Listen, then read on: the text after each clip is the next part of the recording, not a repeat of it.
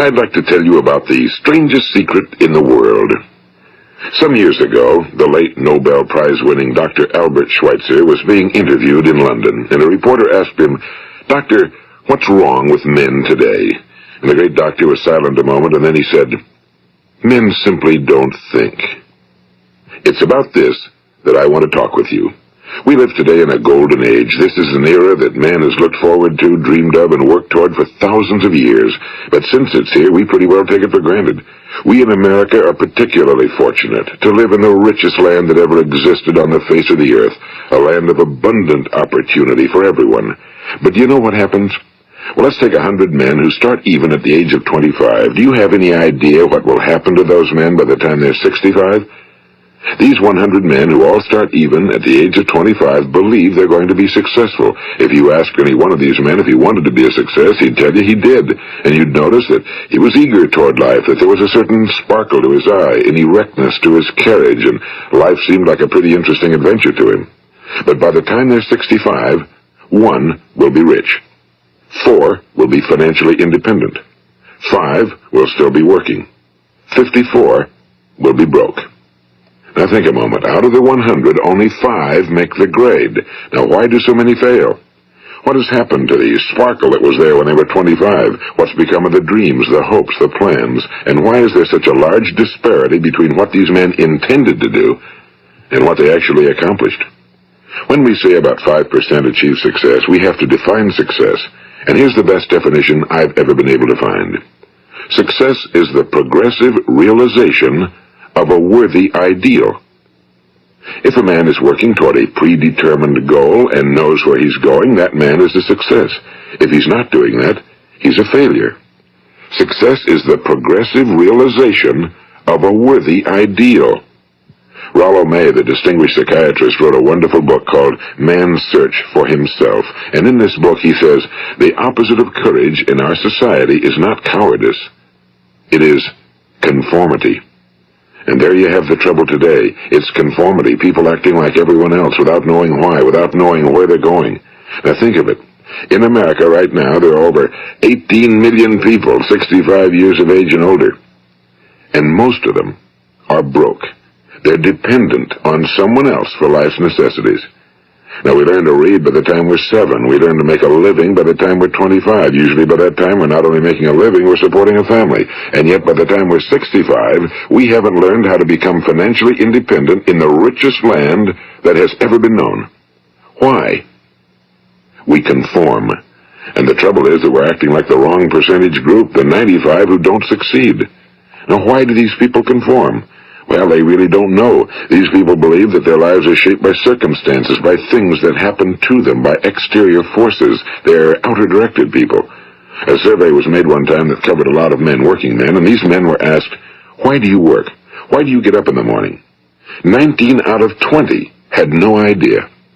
If you ask them, they'll say, well, everyone goes to work in the morning, and that's the reason they do it, because everyone else is doing it. Now let's get back to our definition of success. Who succeeds? The only person who succeeds is the person who is progressively realizing a worthy ideal.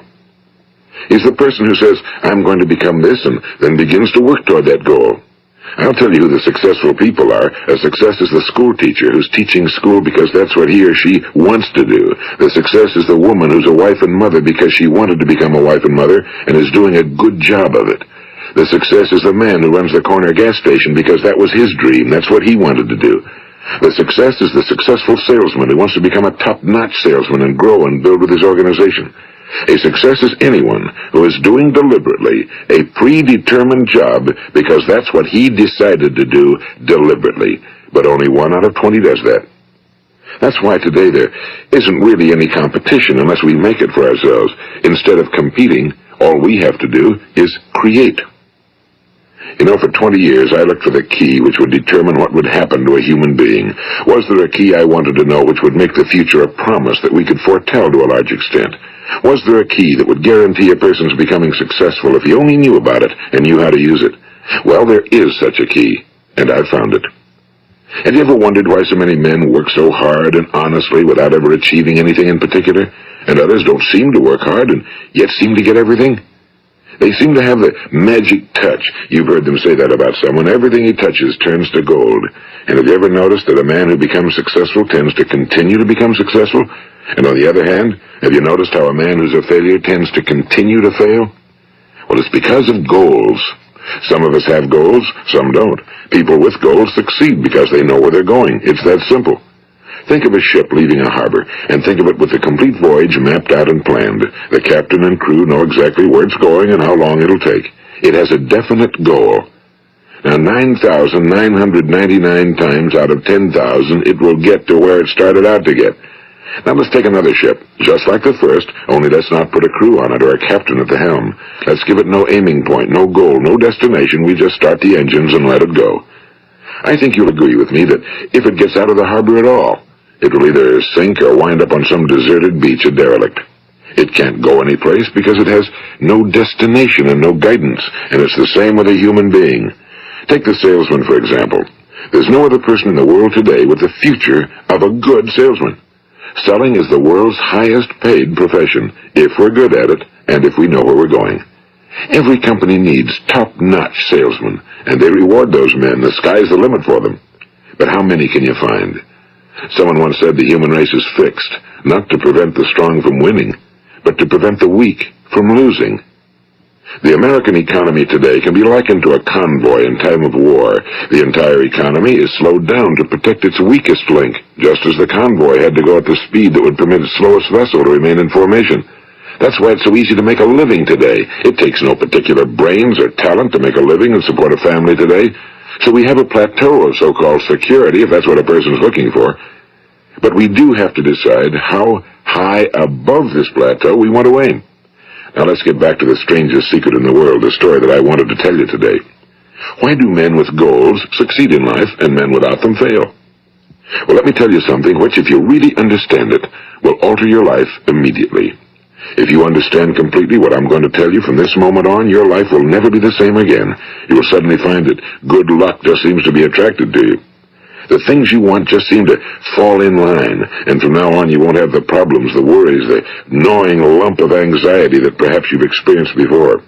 Doubt, fear, well, they'll be things of the past. Here's the key to success and the key to failure. We become what we think about. Now let me say that again. We become what we think about. Throughout all history, the great wise men and teachers, philosophers and prophets have disagreed with one another on many different things. It's only on this one point that they are in complete and unanimous agreement. Listen to what Marcus Aurelius, the great Roman emperor, said. A man's life is what his thoughts make of it. Disraeli said this. Everything comes if a man will only wait. I've brought myself by long meditation to the conviction that a human being with a settled purpose must accomplish it, and that nothing can resist a will that will stake even existence for its fulfillment. Ralph Waldo Emerson said this, a man is what he thinks about all day long. William James said, the greatest discovery of my generation is that human beings can alter their lives by altering their attitudes of mind. And he also said, we need only in cold blood act as if the thing in question were real, and it will become infallibly real by growing into such a connection with our life that it will become real. It will become so knit with habit and emotion that our interest in it will be those which characterize belief. And he also said, if you only care enough for a result, you will almost certainly attain it. If you wish to be rich, you will be rich. If you wish to be learned, you will be learned. If you wish to be good, you will be good. Only you must then really wish these things and wish them exclusively, and not wish at the same time 100 other incompatible things just as strongly. In the Bible you read in Mark 9:23, if thou canst believe, all things are possible to him that believeth. My old friend Dr. Norman Vincent Peale put it this way, this is one of the greatest laws in the universe. Fervently do I wish I had discovered it as a very young man. It dawned upon me much later in life, and I found it to be one of the greatest, if not my greatest discovery outside of my relationship to God. The great law, briefly and simply stated, is that if you think in negative terms, you will get negative results. If you think in positive terms, you will achieve positive results. That is the simple fact, he went on to say, which is at the basis of an astonishing law of prosperity and success. In 3 words, believe and succeed. William Shakespeare put it this way: our doubts are traitors and make us lose the good we oft might win by fearing to attempt. George Bernard Shaw said, people are always blaming their circumstances for what they are. I don't believe in circumstances. The people who get on in this world are the people who get up and look for the circumstances they want, and if they can't find them, make them. Well, it's pretty apparent, isn't it? And every person who discovered this for a while believed that he was the first one to work it out. We become what we think about. Now, it stands to reason that a person who's thinking about a concrete and worthwhile goal is going to reach it, because that's what he's thinking about, and we become what we think about. Conversely, the man who has no goal, who doesn't know where he's going, and whose thoughts must therefore be thoughts of confusion and anxiety and fear and worry, becomes what he thinks about. His life becomes one of frustration and fear and anxiety and worry. And if he thinks about nothing, he becomes nothing. Now, how does it work? Why do we become what we think about? Well, I'll tell you how it works as far as we know. Now, to do this, I want to tell you about a situation that parallels the human mind. Suppose a farmer has some land, and it's good fertile land. Now, the land gives the farmer a choice. He may plant in that land whatever he chooses. The land doesn't care. It's up to the farmer to make the decision. Now, remember, we're comparing the human mind with the land because the mind, like the land, doesn't care what you plant in it. It will return what you plant, but it doesn't care what you plant. Now let's say that the farmer has 2 seeds in his hand. One is a seed of corn, the other is nightshade, a deadly poison. He digs 2 little holes in the earth and he plants both seeds, one corn, the other nightshade. He covers up the holes, waters, and takes care of the land, and what will happen? Invariably the land will return what's planted. As it's written in the Bible, as ye sow, so shall ye reap. Now remember, the land doesn't care. It'll return poison in just as wonderful abundance as it will corn. So up come the 2 plants, one corn, one poison. Now, the human mind is far more fertile, far more incredible and mysterious than the land, but it works the same way. It doesn't care what we plant. Success, failure. A concrete, worthwhile goal, or confusion. Misunderstanding, fear, anxiety, and so on. But what we plant, it must return to us. You see, the human mind is the last great unexplored continent on Earth. It contains riches beyond our wildest dreams. It will return anything we want to plant. Now, you might say, well, if that's true, why don't people use their minds more? Well, I think they've figured out an answer to that one, too. Our mind comes as standard equipment at birth. It's free, and things that are given to us for nothing we place little value on. Things that we pay money for, we value. The paradox is that exactly the reverse is true. Everything that's really worthwhile in life came to us free. Our minds, our souls, our bodies, our hopes, our dreams, our ambitions, our intelligence, our love of family and children and friends and country, all these priceless possessions are free. But the things that cost us money are actually very cheap and can be replaced at any time. A good man can be completely wiped out and make another fortune. He can do that several times. Even if our home burns down, we can rebuild it. But the things we got for nothing, we can never replace. The human mind isn't used because we take it for granted. Familiarity breeds contempt. It can do any kind of job we assign to it, but generally speaking, we use it for little jobs instead of big, important ones. Universities have proved that most of us are operating on about 10% or less of our abilities. So decide now, what is it you want? Plant your goal in your mind. It's the most important decision you'll ever make in your entire life. What is it you want? Do you want to be an outstanding salesman? A better worker at your particular job? Do you want to go places in your company? In your community? Do you want to get rich? All you've got to do is plant that seed in your mind, care for it, work steadily toward your goal, and it will become a reality. It not only will, there's no way that it cannot. You see, that's a law, like the laws of Sir Isaac Newton, the laws of gravity. If you get on top of a building and jump off, you'll always go down. You'll never go up, and it's the same with all the other laws of nature. They always work. They're inflexible. Think about your goal in a relaxed, positive way. Picture yourself in your mind's eye as having already achieved this goal.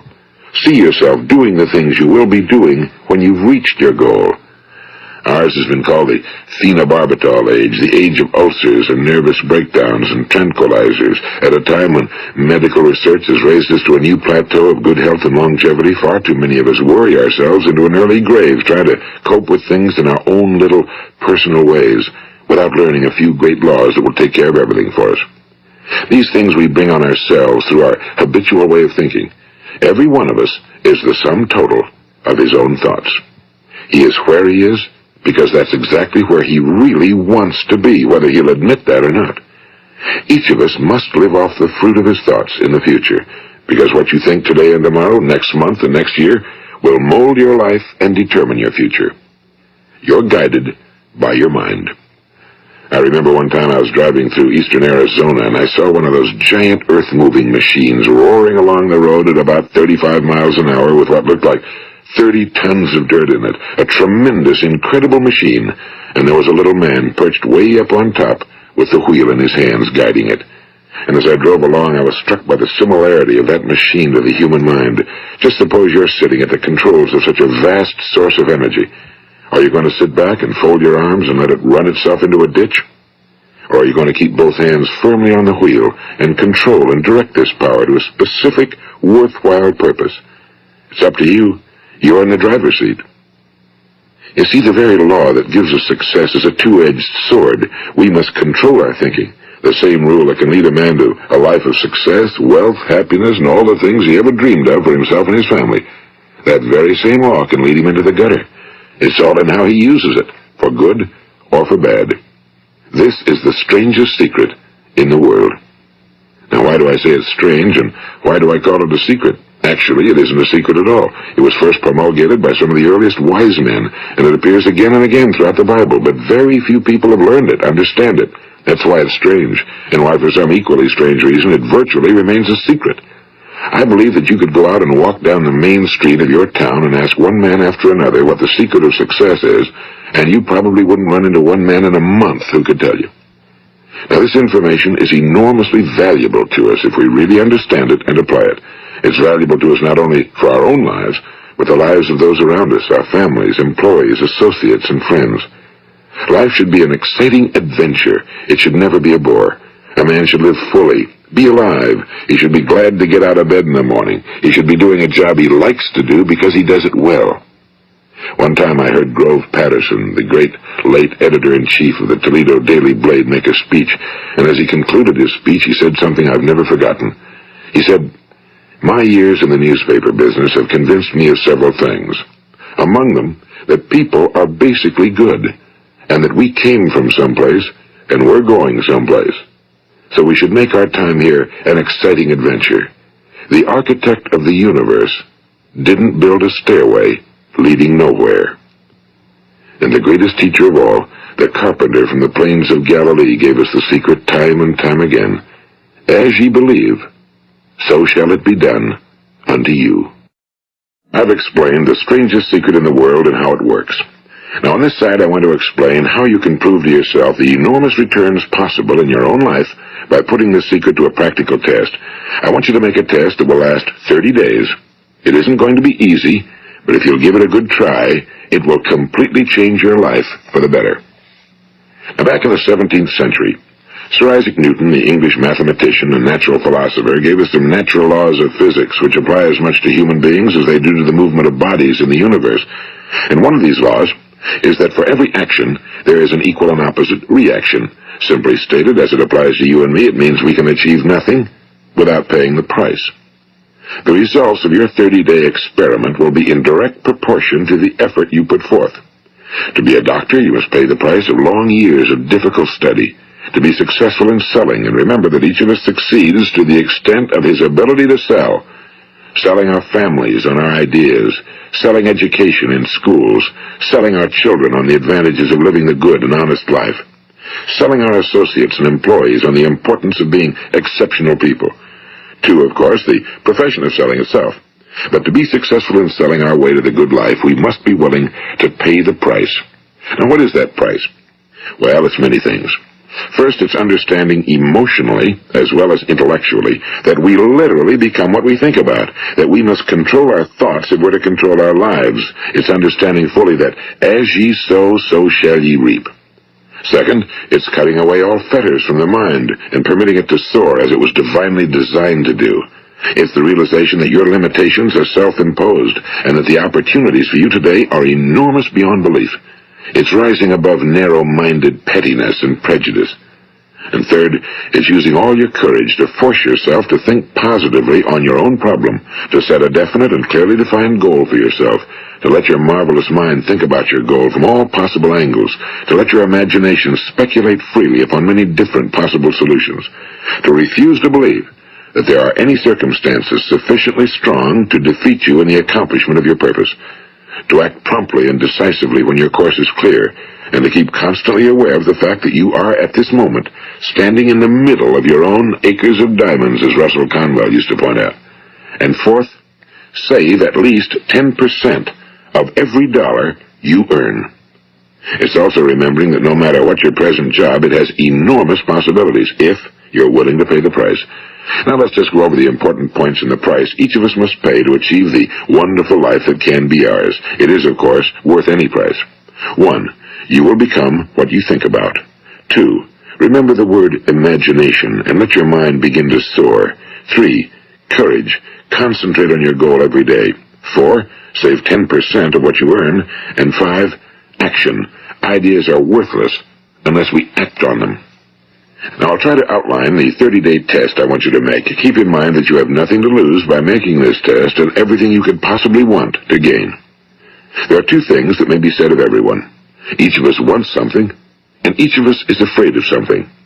I want you to write on a card what it is you want more than anything else. It may be more money. Perhaps you'd like to double your income or make a specific amount of money. It may be a beautiful home. It may be success at your job. It may be a particular position in life. It could be a more harmonious family. Each of us wants something. Now write down on your card specifically what it is you want. Make sure it's a single goal and clearly defined. You needn't show it to anyone, but carry it with you so that you can look at it several times a day. Think about it in a cheerful, relaxed, positive way each morning when you get up, and immediately you have something to work for, something to get out of bed for, something to live for. Look at it every chance you get during the day and just before going to bed at night. And as you look at it, remember that you must become what you think about, and since you're thinking about your goal, you realize that soon it will be yours. In fact, it's yours really the moment you write it down and begin to think about it. Look at the abundance all around you as you go about your daily business. You have as much right to this abundance as any other living creature. It's yours for the asking. Now we come to the difficult part. Difficult because it means the formation of what is probably a brand new habit, and new habits are not easily formed. Once formed, however, it will follow you for the rest of your life. Stop thinking about what it is you fear. Each time a fearful or negative thought comes into your consciousness, replace it with a mental picture of your positive and worthwhile goal. And there will come times when you'll feel like giving up. It's easier for a human being to think negatively than positively. That's why only 5% are successful. You must begin now to place yourself in that group. For 30 days, you must take control of your mind. It will think about only what you permit it to think about. Each day for this 30-day test, do more than you have to do. In addition to maintaining a cheerful, positive outlook, give of yourself more than you've ever done before. Do this knowing that your returns in life must be in direct proportion to what you give. The moment you decide on a goal to work toward, you're immediately a successful person. You are then in that rare and successful category of people who know where they're going. Out of every 100 people, you belong to the top 5. Don't concern yourself too much with how you're going to achieve your goal. Leave that completely to a power greater than yourself. All you have to do is know where you're going. The answers will come to you of their own accord and at the right time. Remember these words from the Sermon on the Mount, and remember them well. Keep them constantly before you this month of your test. Ask, and it shall be given you. Seek, and ye shall find. Knock, and it shall be opened unto you. For every one that asketh receiveth, and he that seeketh findeth, and to him that knocketh it shall be opened. It's as marvelous and as simple as that. In fact, it's so simple that in our seemingly complicated world, it's difficult for an adult to understand that all he needs is a purpose and faith. For 30 days, Do your very best. If you're a salesman, go at it as you've never done before, not in a hectic fashion, but with the calm, cheerful assurance that time well spent will give you the abundance in return you deserve and want. If you're a homemaker, devote your 30-day test to completely giving of yourself without thinking about receiving anything in return, and you'll be amazed at the difference it makes in your life. No matter what your job, do it as you've never done it before for 30 days. And if you've kept your goal before you every day, you'll wonder and marvel at this new life you've found. Dorothea Brand, the outstanding editor and writer, discovered it for herself and tells about it in her fine book, Wake Up and Live. Her entire philosophy is reduced to the words, act as though it were impossible to fail. She made her own test with sincerity and faith, and her entire life was changed to one of overwhelming success. Now, you make your test for 30 full days. Don't start your test until you've made up your mind to stick with it. You see, by being persistent, you're demonstrating faith. Persistence is simply another word for faith. If you didn't have faith, you'd never persist. If you should fail during your first 30 days, by that I mean suddenly find yourself overwhelmed by negative thoughts, you've got to start over again from that point and go 30 more days. Gradually, your new habit will form until you find yourself one of that wonderful minority to whom virtually nothing is impossible. And don't forget the card. It's vitally important as you begin this new way of living. On one side of the card, write your goal, whatever it may be. On the other side, write the words we've quoted from the Sermon on the Mount. Ask, and it shall be given you. Seek, and ye shall find. Knock, and it shall be opened unto you. Nothing great was ever accomplished without inspiration. See that during these crucial first 30 days, your own inspiration is kept at a peak. And above all, don't worry. Worry brings fear, and fear is crippling. The only thing that can cause you to worry during your test is trying to do it all yourself. Know that all you have to do is hold your goal before you. Everything else will take care of itself. Remember also to keep calm and cheerful. Don't let petty things annoy you and get you off course. Now, since making this test is difficult, some will say, why should I bother? Well, look at the alternative. No one wants to be a failure. No one really wants to be a mediocre individual. No one wants a life constantly filled with worry and fear and frustration. Therefore, remember that you must reap that which you sow. If you sow negative thoughts, your life will be filled with negative things. If you sow positive thoughts, your life will be cheerful, successful, and positive. Now, gradually, you will have a tendency to forget what you've heard on this recording. Play it often. Keep reminding yourself of what you must do to form this new habit. Gather your whole family around at regular intervals and listen to what's been said here. You know, most men will tell you that they want to make money without understanding the law. The only people who make money work in a mint. The rest of us must earn money. This is what causes those who keep looking for something for nothing or a free ride to fail in life. The only way to earn money is by providing people with services or products which are needed and useful. We exchange our time and our product or service for the other man's money. Therefore, the law is that our financial return will be in direct proportion to our service. Now, success is not the result of making money. Making money is the result of success, and success is in direct proportion to our service. Most people have this law backwards. They believe that you're successful if you earn a lot of money. The truth is that you can only earn money after you're successful. It's like the story of the man who sat in front of the stove and said to it, give me heat, and then I'll add the wood. How many men and women do you know, or do you suppose there are today, who take the same attitude toward life? There are millions. We've got to put the fuel in before we can expect heat. Likewise, we've got to be of service first before we can expect money. Don't concern yourself with the money. Be of service, build, work, dream, create. Do this and you'll find there's no limit to the prosperity and abundance that will come to you. Prosperity, you know, is founded upon a law of mutual exchange. Any person who contributes to prosperity must prosper in turn himself. Sometimes the return will not come from those you serve, but it must come to you from someplace, because that's the law. For every action, there is an equal and opposite reaction. As you go daily through your 30-day test period, remember that your success will always be measured by the quality and quantity of service you render, and money is a yardstick for measuring this service. No man can get rich himself unless he enriches others. Now, there are no exceptions to a law. You can drive down any street in America and from your car estimate the service that's being rendered by the people living on that street. Had you ever thought of this yardstick before? It's interesting. Some, like ministers and priests and other devoted people, measure their returns in the realm of the spiritual, but again, their returns are equal to their service. Once this law is fully understood, any thinking person can tell his own fortune. If he wants more, he must be of more service to those from whom he receives his return. If he wants less, he has only to reduce his service. This is the price you must pay for what you want. If you believe you can enrich yourself by deluding others, you can end only by deluding yourself. It may take some time, but just as surely as you breathe, you'll get back what you put out. Don't ever make the mistake of thinking you can avert this. It's impossible. The prisons and the streets where the lonely walk are filled with people who tried to make new laws just for themselves. We may avoid the laws of man for a while, but there are greater laws that cannot be broken. An outstanding medical doctor recently pointed out 6 steps that will help you realize success. 1. Set yourself a definite goal. 2. Quit running yourself down. 3. Stop thinking of all the reasons why you cannot be successful and instead think of all the reasons why you can. 4. Trace your attitudes back through your childhood and try to discover where you first got the idea you couldn't be successful, if that's the way you've been thinking. 5. Change the image you have of yourself by writing out a description of the person you would like to be. And 6. Act the part of the successful person you have decided to become. The doctor who wrote those words is a noted West Coast psychiatrist, Dr. David Harold Fink. Do what the experts since the dawn of recorded history have told you must do. Pay the price by becoming the person you want to become. It's not nearly as difficult as living unsuccessfully.